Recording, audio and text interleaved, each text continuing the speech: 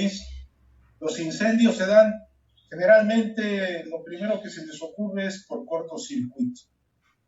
Y efectivamente un cortocircuito puede detonar en un incendio de cualquier lugar, pero también hay otras causas que pueden detonar que esos cortocircuitos se produzcan.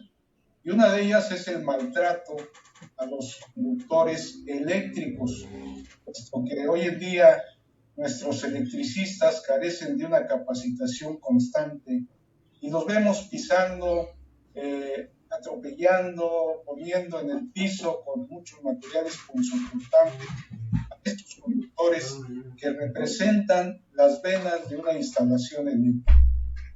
Cuidarlos, hay que tratarlos bien. Y el tema de cálculo y selección de conductores eléctricos basado en la norma oficial mexicana es un tema bastante amplio en el cual estaremos viendo todos los aspectos relativos al cálculo y selección de los conductores, los tipos de aislamiento, su aplicación, todo lo que conlleva a una adecuada selección de conductores eléctricos.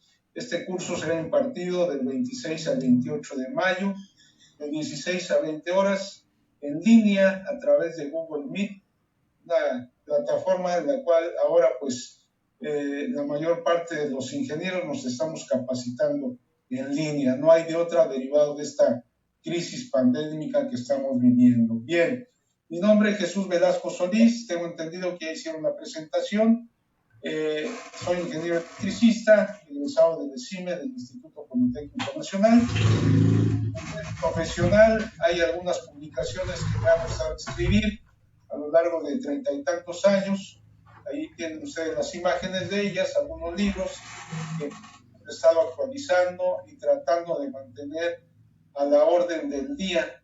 ¿Para qué? Para un buen beneficio de todos los que requieran de información escrita. Estas publicaciones están disponibles con un servidor. En el momento que lo deseen, háganmelo saber y se las hacemos llegar. Bien, tenemos también un par de foros en las redes sociales, uno llamado Foro NOM, en el cual ingenieros de todo el país, actualmente somos alrededor cerca de 300, en los cuales vertimos información relativa única y exclusivamente a la norma, problemas, actualizaciones, buscando tener una aplicación la más adecuada. Pues participamos muchos ingenieros en este foro, creado por un servidor para que podamos tener ese diálogo a nivel nacional. Quien guste integrarse está invitado. De la misma manera, cada jueves de 6 a 8 de la tarde o de 7 a 9, tenemos otro foro llamado Lecturas NOM, en donde estamos dando lectura a todas las secciones involucradas en la norma.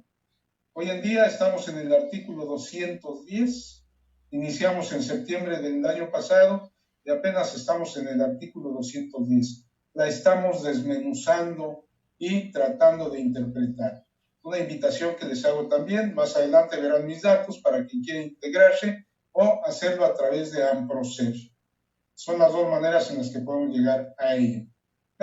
Este curso es un libro llamado Cálculo y Selección de Conductores Eléctricos basado en la NOM, y créanme que ha sido un volver a las raíces de la electricidad. Todo lo que nos enseñaron en la escuela, lo básico, la electricidad básica, la ley de Ohm, la densidad de corriente en un medio conductor, todo eso que vivimos en la teoría, en las aulas, sentados en una banca, pues hoy en día yo tuve que volver a resarcirlo, a buscarlo. ¿Para qué? Para mejor entender el porqué de todas las condiciones normativas y de requisitos que hay que aplicar en la selección y el cálculo de conductores eléctricos. Me volví a regresar a la ingeniería eléctrica básica, muy importante. Este curso trata precisamente de ello, regresarse a la ingeniería básica para poder hacer una adecuada selección y un cálculo de seguridad de estos elementos de la instalación eléctrica. ¿Por qué? Porque es la vena que corre a través de toda la instalación que lleva todo lo que es la energía eléctrica para distribuirla en los diferentes lugares. Bien, los temas que estaremos tratando en este curso de cálculo y selección de conductores eléctricos son una introducción, hablaremos de materiales, conductores aislantes, materiales conductores y aislantes, los métodos de selección de conductores, el cálculo de conductores para circuitos derivados, circuitos alimentadores y el cálculo y selección del conductor neutro. Hay más temas dentro del libro, pero que no los trataremos por tiempo. Es un curso mínimo de 20 horas, pero por tiempo y cansancio, en esta ocasión daremos este curso en 12 horas. Bueno, aquí está el índice de los temas que trataremos en este curso y como una introducción a ello, estaremos hablando de este componente de la instalación como un gran invento que vino a revolucionar la vida de muchas personas. ¿Para qué? Para llevar electricidad a todos los rincones posibles. En otras épocas la gente vivía a base de encender lámparas de aceite con flama. El alumbrado público era a base de lámparas donde llevaban tuberías de gas o de aceite para poder encender esas lámparas. Andaba una persona encendiendo las lámparas con su flamita o apagándolas al día siguiente, una especie de velador nocturno. Tenía el nombre del sereno, era el que encendía las lámparas y las apagaba, el sereno, ¿verdad? Entonces, en otras épocas vivir sin energía eléctrica, la verdad, es un respeto y admiración para esos grandes científicos que lograron establecer la forma de distribuir nuestra energía eléctrica, de la cual hoy en día disfrutamos y hacemos uso. La aparición de los conductores tuvo un giro muy importante, en el cual, bueno, pues tuvieron la idea de transmitir y distribuir la energía eléctrica a través de estos medios de conducción de corriente, para llevarla a todos los hogares, a todas las ciudades, hospitales, fábricas, centros comerciales, oficinas, así como en cualquier lugar. Hoy en día tenemos la fortuna de contar con esta energía eléctrica, para labores de cocinar alimentos, preparar alimentos. Contamos con equipos como los hornos de microondas, los hornos eléctricos, trabajar con una computadora, secarse el pelo. O sea que disponemos de un área de confort con esta energía. ¿Cómo surge la electricidad? Los primeros fenómenos de la naturaleza eléctrica fueron observados por un filósofo griego llamado Tales en la ciudad de Mileto. Pero fue cuando Alessandro Volta, en 1780, gracias al invento de su pila eléctrica, descubre cómo generar electricidad. Para ello, vio que necesitaban metales como el cobre, el aluminio, el fierro, para poder transmitirla en diferentes puntos y distancias. Entonces, estos grandes hombres trabajaban con veladoras, velas, ¿sí? No contaban todavía con la distribución a través de conductores de esta energía. Los primeros cables que surgen entonces eran placas de cobre muy gruesas. Con el tiempo fueron reduciendo el tamaño hasta convertirse en un cable eléctrico. Todas estas aplicaciones tecnológicas a mediados del siglo XIX fueron capitalizadas por un personaje que todo el mundo conocemos llamado Thomas Alva Edison, que se le conoce mayormente por ser el inventor de la bombilla.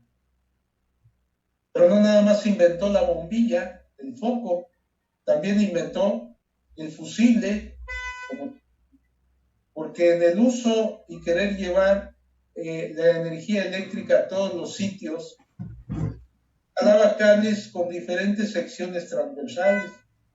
Los cables no eran uniformes en su área, tenían espacios delgados, más gruesos, no había uniformidad en los conductores. Entonces se percata Edison de que en un tramo en el cual había una sección transversal muy delgada, al paso de una corriente se fundía esa sección y de ahí surge la idea del fusible, que es otra historia muy interesante. Bueno, también Samuel Morse, inventor del telégrafo, crearon aparatos que necesitaban energía eléctrica e impulsaron la llegada de la electricidad a las calles y los hogares. Grandes mentes brillantes que surgen mediante la necesidad de crear precisamente la forma de distribuir esa energía. La historia empieza en algunos países, como Estados Unidos, con Thomas Alva Edison, en Italia, cuando se instala la primera central eléctrica, el primer generador electromagnético instalado en 1840, permite disponer de corrientes alternas de manera generalizada. En 1884 se instala la primera central eléctrica en Italia, donde se usaban cables aislados en goma para telegrafía. Estos cables eran utilizados desde 1879, pero no tenían otra manera de transmitir la energía más que lo que disponían en esos momentos. Entonces tomaron los cables aislados en goma para telegrafía para querer transmitir la corriente eléctrica como tal. Con el invento de Thomas Alva Edison del filamento de carbón de alta resistencia, se pudo generar un sistema de iluminación con lámparas de baja tensión, con un sistema de distribución en alta tensión. Llega otro personaje muy importante y que en la actualidad estamos viviendo el legado que dejó tan enorme. De tal manera que tenemos hoy telefonía inalámbrica. Nikola Tesla, quien en su momento pretendía dotar al mundo de corriente alterna inalámbrica, pues hoy en día también la empresa Tesla, que adopta el nombre en honor a él, también se ha permitido continuar con los estudios de Nikola Tesla para querer transmitir la corriente alterna de manera inalámbrica. Tesla, cuando llega a América, decide trabajar, se contrata con Thomas Alva Edison, surge una guerra de corrientes famosa, e incluso hay hasta una película reciente, La Guerra de las Corrientes. ¿Por qué? Porque Thomas Alva Edison, empecinado a transmitir en corriente directa, quiso poner en ridículo a Nikola Tesla, argumentando que era una energía eléctrica muy peligrosa, muy riesgosa. Hace experimentos aplicando energía eléctrica a caballos, a elefantes, para demostrar que lo que pretendía Nikola Tesla era de mucho riesgo y muy peligroso. Pero no fue así. Sabemos que en la actualidad el 99% de la energía que manejamos es en forma de corriente alterna. De tal manera que cuando deja Nikola Tesla a Thomas Alva Edison, George Westinghouse arropa a Nikola Tesla, lo recibe y le compra sus patentes de todos sus inventos, sus desarrollos, entre ellos el motor de inducción de corriente alterna, el transformador de corriente alterna, ¿sí? Entonces, de ahí se genera la idea de transportar grandes cantidades de energía con corrientes reducidas y con cables de sección transversal pequeños. Es así cuando en 1880 empiezan a surgir los cables aislados con goma o gutapercha, un material aislante, pero obviamente se desconocía que realmente fuera un verdadero aislante y hasta qué nivel de voltaje pudiesen utilizar. En 1890 aparecen los cables de 10 kV aislados con papel. En 1914 se introduce la pantalla metálica en los cables ya con tensión de servicio de hasta 33 kV. En 1926 se desarrollan los cables de aceite fluido, llegando y alcanzando niveles de tensión hasta 66 kV. En 1930 en Alemania se empiezan a enseñar los primeros aislamientos de PVC, el politrururo de vinilo. En 1943 surge el primer cable de 132 kilovolts. En 1949 se introduce la mezcla de impregnación no migrante a los aislamientos de conductores. En 1953 se desarrolla comercialmente el PVC. En 1959 se introducen los aislantes secos termoestables. En 1970 los aislantes secos termoestables se introducen como una alternativa de los cables aislados con papel a tensiones mayores. Interesante la historia de lo que ha sido el desarrollo tecnológico de los cables. Hoy en día contamos con una tecnología muy amplia, muy grande. Tenemos aislamientos que alcanzan mayores temperaturas, 90 grados centígrados, 105 grados centígrados, que no podemos utilizarlos como tal en cuanto a la ampacidad del conductor, derivado de un problema en las terminales de los equipos. Terminales que hasta el día de hoy siguen funcionando hasta una temperatura de 75 grados centígrados. Pero ya por ahí empiezan a hacer sus pininos con terminales de 90 grados. Ya ha aumentado la capacidad térmica en las terminales. No así, hay que tener cuidado, no nos engañemos tampoco, porque no así en las partes que soportan esas terminales, que generalmente son baquelitas, son materiales aislantes que con determinada temperatura pueden carbonizarse y causar daños. Bien, el invento que cambió el mundo fue el cable eléctrico. Esta invención logró dar un impulso al interés por las aplicaciones tecnológicas de la energía eléctrica, ya que la electricidad es el tipo de energía más empleado en la vida cotidiana. Como esos cables, como esos conductores de cobre y aluminio, los primeros eran placas de cobre. ¿Por qué? Porque los fabricantes empezaron a ver un atractivo económico en la producción de cables. Cada uno le daba un valor de ampacidad o de corriente o capacidad de conducción de corriente, un valor determinado creyendo que era el valor óptimo. Un ejemplo habla de que el cable de tamaño número 10 o calibre 10 AWG tenía 30 y tantos, 40 y tantas ampacidades. Pero ¿cómo lograron establecer hoy en día la ampacidad de 30 amperes para el cable número 10? Interesante también, ¿verdad? El tema. ¿Por qué? Porque es precisamente de lo que debemos enterarnos, cómo surge esa primera tabla 11 romano en un Código Nacional Eléctrico de Estados Unidos. ¿Sí? Después esa tabla 11 romano se traduce en la tabla 310-16 que habla de las ampacidades de los conductores. Y hoy nuestra norma y el Código Nacional Eléctrico de Estados Unidos hablan de una tabla 310-15-B16. ¿Por qué le dejaron el 16? Haciendo alusión a la tabla 310-16, que era la tabla de ampacidades de conductores eléctricos hasta 2000 volts. Entonces, la aparición de los conductores nos trajo a preguntarnos, ¿qué es la electricidad? ¿Por qué necesitamos transmitirla a través de medios conductores?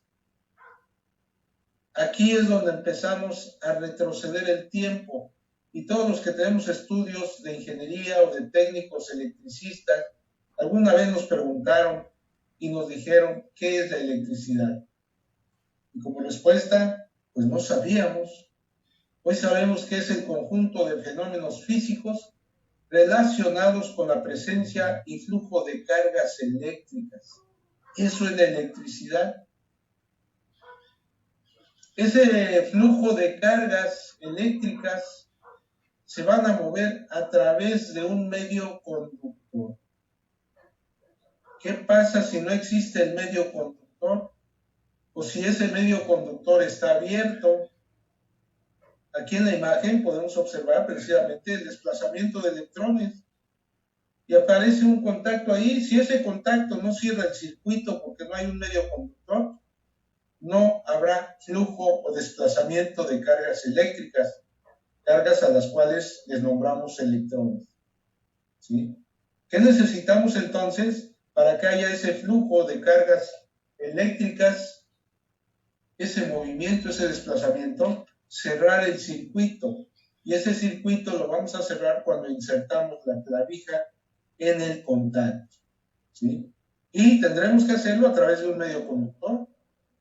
Hablaremos también en este curso de los distintos materiales utilizados para conductores y materiales aislantes. Dentro de los materiales conocemos algunos, como todos los metales que son conductores de electricidad, unos con mayor capacidad, otros con menor capacidad, el aluminio, el hierro, el cobre, el acero, el bronce. En sí, todos los metales son conductores de electricidad. Hoy en día tenemos un grave problema con el costo de los conductores de cobre. Lo anunciaron ayer, antier, el cierre de más minas. ¿Por qué? Porque han obedecido a intereses particulares, intereses políticos, de tal manera que el único que se ha enriquecido es el propietario de la mina, y generalmente son extranjeros. Derivado de ello, bueno, pues hemos tenido el vandalismo en las calles, en nuestros hogares, en las empresas, del robo del cobre.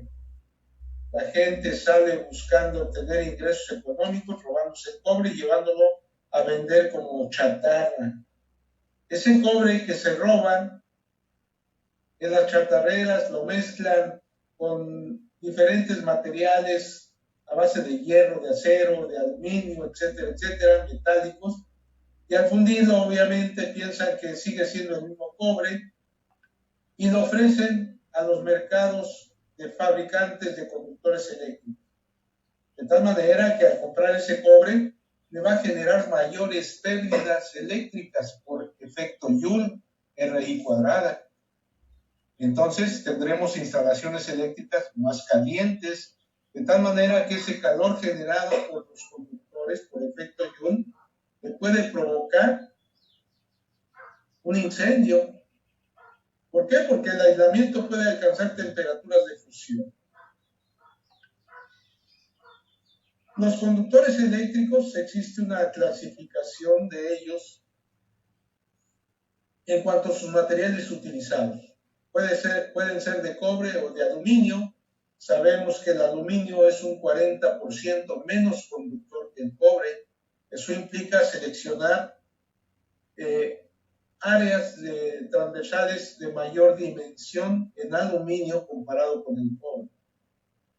El aislamiento a base de termoplásticos, de termoestables o de caucho, de hules, como las siliconas, los termoestables como el XLPE o los termoplásticos a base de PVC, ¿sí?, que nos van a marcar la temperatura máxima del trabajo del conductor, esa temperatura que viene impresa en el lomo del aislamiento de los conductores, que puede ser para 70 grados centígrados, 90 grados centígrados. Pero en la tabla de ampacidades tenemos una columna de 60 grados. Pues existían los aislamientos de 60 grados. Hoy en día ya no existen esos aislamientos. Se ha mejorado la calidad del aislamiento. Y los aislamientos hoy en día de 75 grados están desapareciendo también para dar entrada a los aislamientos con temperatura de 90 grados centígrados. Los conductores se fabrican desnudos, aislados, rígidos o flexibles, que la diferencia entre rígido y flexible es la cantidad de filamentos que lleva un conductor. Entre más flexible lo queramos, tendremos que ponerle una mayor cantidad de filamentos. cables multipolares, unipolares. Para ello existe una gran normalización de fabricación de conductores, en donde nos indican cómo designar a esos conductores hasta 600 volts o 2000 volts, como marca la tabla 310-15B16. Están en función de la tensión nominal, de la constitución del cable, del número de hilos, del número, del tamaño y la sección transversal.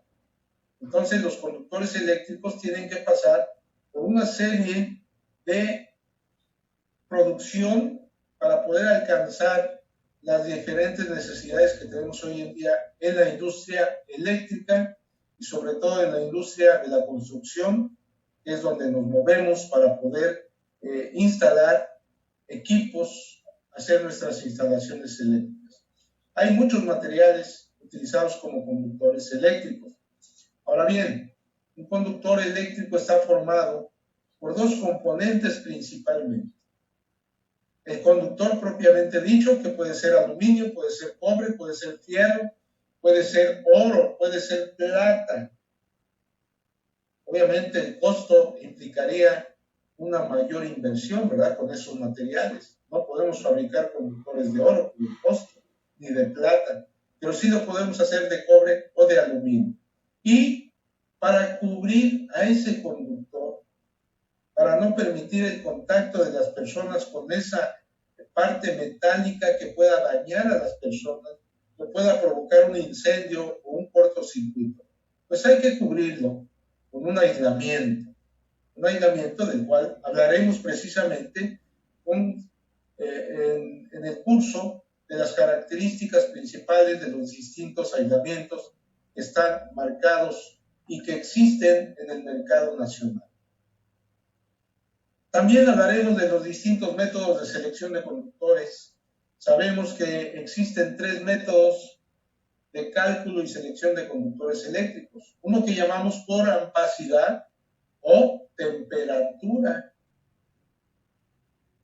¿Por qué por temperatura? Porque efectivamente la ampacidad está derivada de la temperatura máxima que pueda alcanzar el conductor en determinado tiempo. Y ahí especificaremos cómo se hizo esa tabla 310-15B16, cómo se construyó. Hay un par de personajes, Neher Magrat, ¿verdad?, que fueron los que desarrollaron y construyeron esa tabla 310-15B16 con las distintas ampacidades de los conductores que hoy manejamos en el mercado eléctrico nacional y mundial. Entonces, vamos a seleccionar conductores por temperatura o por corriente, por caída de tensión. Estaremos hablando en este curso de la caída de tensión aplicando, obviamente, las ecuaciones correspondientes de corriente alterna. En la escuela nos instruyeron con una ecuación basada principalmente en la resistencia del conductor, que es para corriente directa, una ecuación para corriente directa. Pero en corriente alterna sabemos que se presenta otro tipo de fenómeno.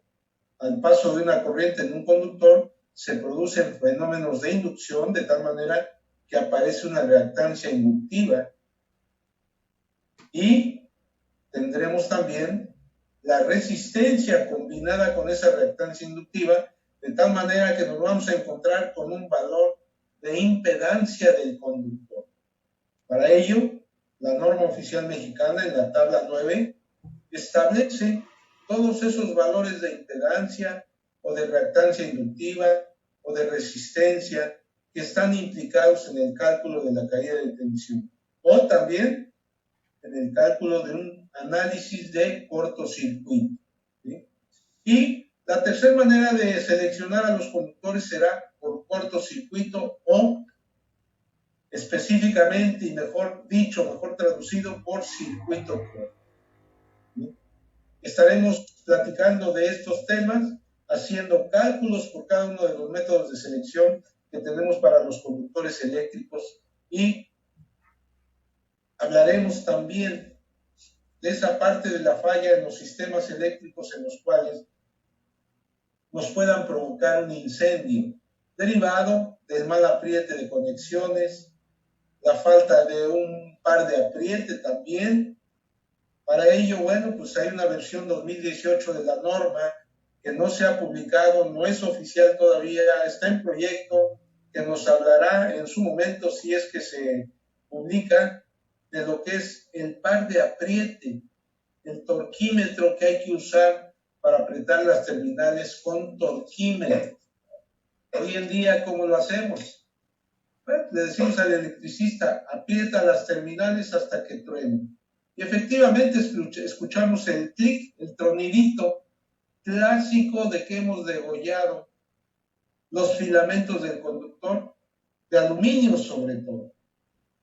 El aluminio que en México, me atrevo a decirlo, no hemos sabido utilizarlo aún. La mayor parte de nuestras instalaciones eléctricas las hemos hecho a lo largo de los años con cobre. Tenemos ya la posibilidad de que nos surtan aluminio, nos vendan conductores de aluminio, los estamos usando, pero hemos encontrado que han degollado filamentos del conductor por un mal apriete de las terminales. ¿Sí? Entonces hay que hacer uso de las herramientas adecuadas, un torquímetro para dar el par adecuado de apriete. ¿Por qué? Porque un conductor, una vez que le quitamos filamentos, que me hice añicos por hacer un cálculo adecuado por temperatura, opacidad, por caída de tensión y por cortocircuito, pero al final de la instalación le quité filamentos, esa opacidad o capacidad de conducción de corriente dejó de ser la que había yo seleccionado. Obviamente eso va a repercutir en una mayor cantidad de calor en los aislamientos del conductor. Y obviamente, ¿qué va a suceder? Que tendremos posiblemente una gran cantidad de calor que produzca una flama y que pueda detonar un incendio en la instalación. Entonces, es parte de lo que tenemos que hablar y comentar y cómo solucionar toda esa problemática en las instalaciones eléctricas.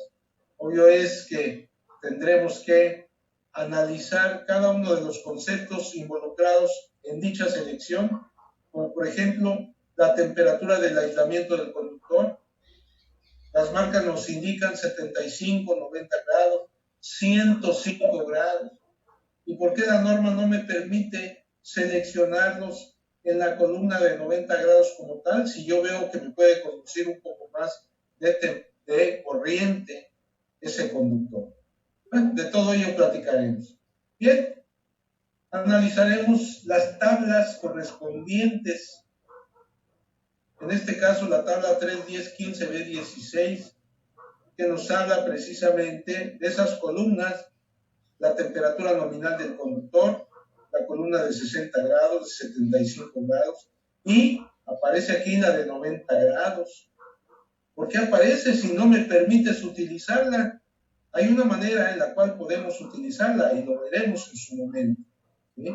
Aplicando factores de conexión es como vamos a poder hacer uso de la columna de 90 grados de los conductores.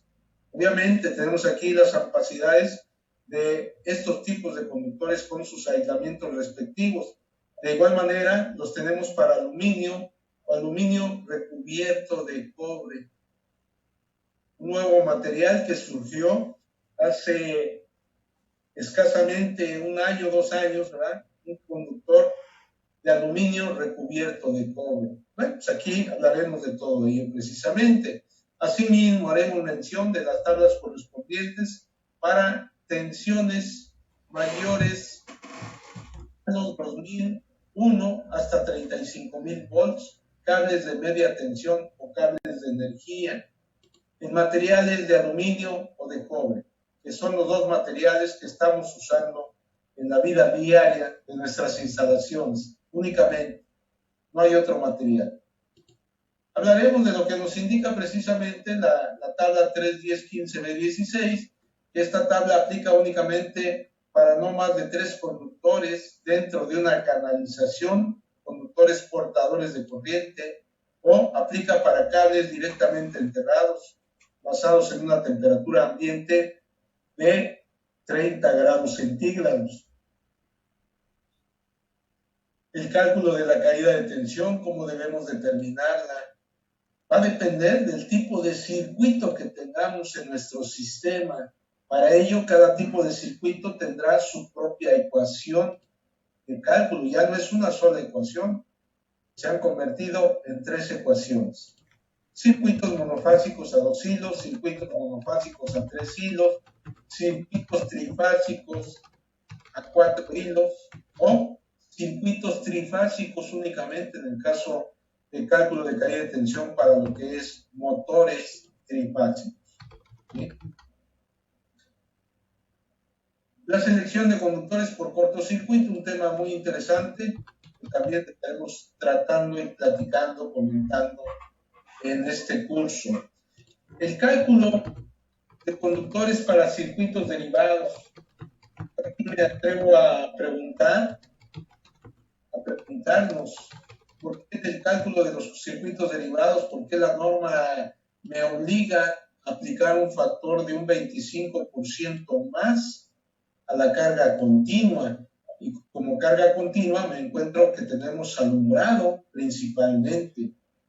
Hay motores de carga continua, de servicio continuo, ¿sí? Entonces ese factor del 25%, ¿para qué es? ¿Cómo surge? ¿Cómo lo debemos interpretar? Bueno, pues estableceremos las bases para platicar y comentar qué es ese 25% más. Por un lado, para la selección de conductores, y por otro lado, para la selección de protecciones me indican que yo tengo que degradar su capacidad al 80% del dispositivo de protección contra sobrecorriente, ¿verdad? Entonces, cuando yo aplique esas reglas, para mi alimentador tendré que aplicarlas o no. Si lo aplico, a lo mejor estoy sobredimensionando el alimentador. Si no lo aplico, estoy quedando abajo de la capacidad requerida en ese alimentador. Entonces se vuelve un arma de 2 filos, ¿no? Tendremos entonces la oportunidad de establecer el por qué ese factor del 25% para conductores o el 80% de la capacidad de los dispositivos de protección, cómo, dónde surge y cómo aplicar. Los circuitos derivados, sabemos por definición que es un circuito final de un sistema eléctrico y que se define como la parte final de la protección contra sobrecorriente, el cual tiene instalados unas cargas. Entonces, ahí estaremos hablando de estos circuitos derivados precisamente, de contactos, de equipos, diferentes equipos, todos ellos derivados de una concentración de interruptores. Y esta concentración de interruptores, ¿qué me genera? Al paso de la corriente sobre un material conductor que tiene una impedancia o resistencia o reactancia, me va a generar un efecto Joule, un calentamiento, ¿sí? Entonces nos habremos preguntado ya en muchas ocasiones, ¿por qué no utilizar estos dispositivos de protección contra sobrecorriente, llamados interruptores automáticos o termomagnéticos? ¿Por qué no utilizarlos al 100% de su capacidad nominal? ¿Por qué tengo que redegradar su capacidad de carga al 80%? Entonces, el tema tiene mucha importancia para aplicación en los proyectos actuales. También platicaremos acerca de los conductores para circuitos alimentadores, esos circuitos alimentadores que necesitamos determinar su ampacidad, su caída de tensión y su protección contra el cortocircuito. De igual manera que para los circuitos derivados también estaremos platicando de los alimentadores generales. Un tema muy importante también del cual haremos mención y trataremos muy a fondo el cálculo y la selección del conductor puesto a tierra, el cual conocemos como neutro. ¿Por qué le llamamos neutro? ¿Derivado de qué se le da el nombre de conductor neutro? Bueno, pues vamos a hacer referencia a un sistema eléctrico trifásico balanceado conectado en una estrella o una Y, en donde las terminales de cada una de las bobinas se unen en un punto común.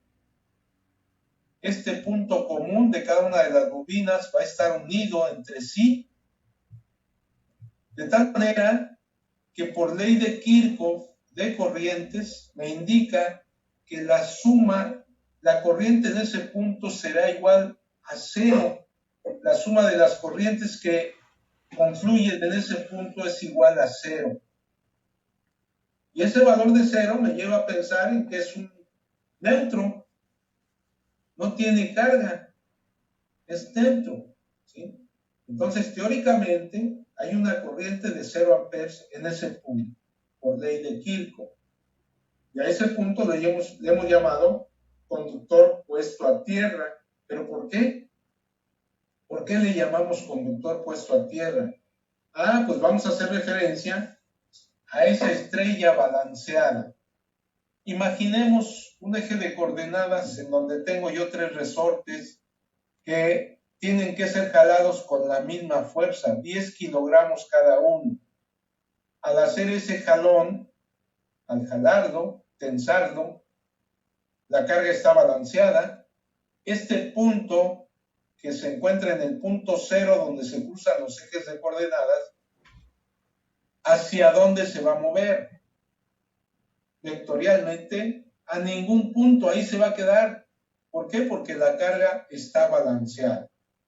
Ahora bien, si yo desbalanceo la carga, le aplico a esta fase 5 kilogramos, a esta otra 15 y a esta 10, obvio es que vectorialmente este punto se va a mover. ¿Y qué voy a tener aquí? Una variación de voltaje. ¿De cuánto? No lo sé, tendría que calcularlo, ¿sí? Pero yo he medido en la vida real, me tocó medir un caso de esos en los cuales falló la conexión de puesta a tierra y tenía tensiones en un sistema de 220 de 90 volts entre fases, de 180 entre otras y de 380 volts entre otras fases. Quiere decir que entonces que ese sistema fallado me va a ocasionar daños en mis equipos conectados, daños que van a hacer que se quemen los equipos, que van a hacer que no funcionen o que emitan una flama. Sucedió y medimos esos niveles de tensión. Para ello, ¿qué es lo que tengo que hacer? Tomar este punto, precisamente, donde se unen este punto común, donde se unen las 3 bobinas, y regresarlo a donde se cruzan los ejes de coordenadas y fijarlos. Lo voy a fijar con un clavo. Si yo desbalanceo la carga ya una vez que esté fijo, ¿qué va a suceder? Con la variación de voltaje será igual a 0 volts, porque ya fijé este punto, lo jalé, lo regresé aquí y lo fijé, le puse un clavo. Ese clavo, ¿qué es? La puesta a tierra. Correcto. Sí, como los barcos también, ¿no? Que avientan el ancla para que no se mueva el barco, ¿no?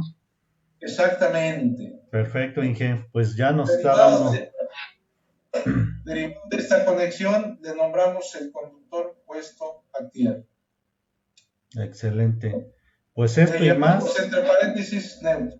Sí. Esto y más es lo que se va a ver en el curso precisamente, que va a durar las 12 horas, como comentábamos, y es parte de esta información, sobre todo al entender el porqué de las cosas.